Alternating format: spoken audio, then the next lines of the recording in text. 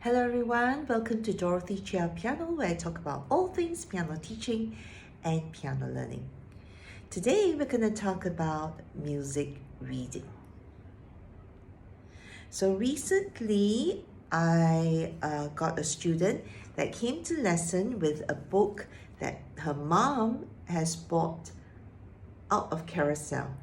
So I'm going to insert this photo later on and we will take a look at the problem.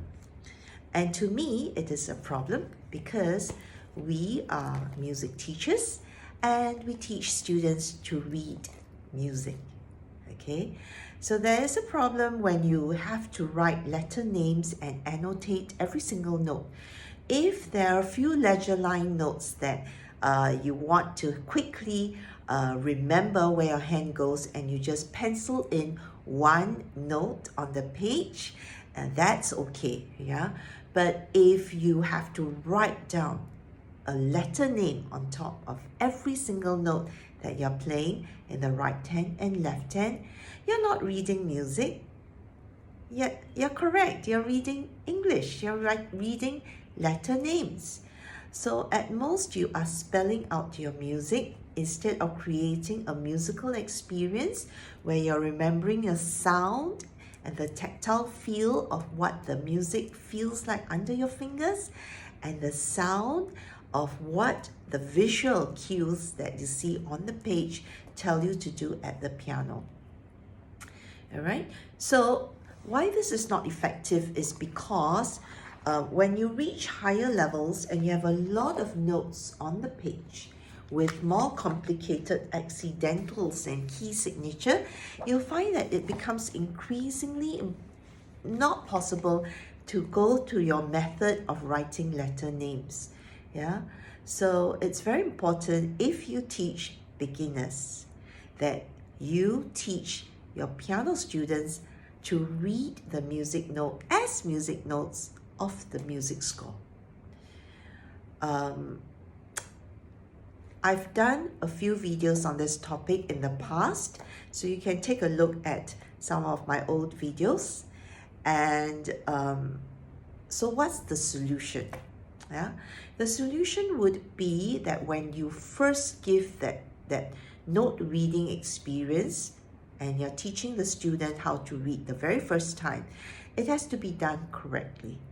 Okay, and sadly, even if it's done correctly, we also have learners now who don't want to read the score. And I do have a theory on that. It's because like with a lot of screen devices that we are using now, the students develop this lazy brain and this lazy eyes where they do not want to move their eyes to scan the music, which is kind of stationary. It doesn't move. You don't have animation on the music page. And so they just kind of stare into space and they're not really reading their music. So this is from the learner's point of view. So the easiest way is they just go by the sound. They will just memorize the sound. And it's not really even memorized. It's just playing without using much brains and just replicating the sound that they heard the teacher do at the lesson.